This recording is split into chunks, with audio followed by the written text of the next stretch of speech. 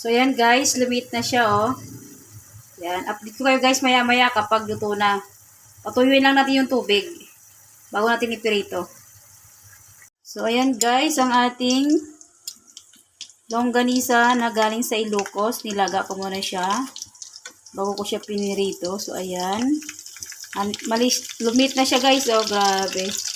Sobrang liit.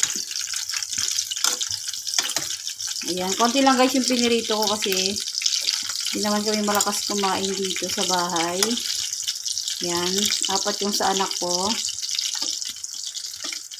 na bunso at yung 2 sa akin. Kasi ang ate niya sa school pa guys at mamaya pang hapon ang kanyang pasok, bali maghapon siya sa school. So, ayan.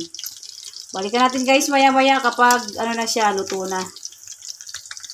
So, ayan guys, luto na ang ating longganisa na galing sa Ilocos. Yan guys. Longganisa guys ito ng Ilocos. So, yan. Ang sarap ng ating longganisa guys.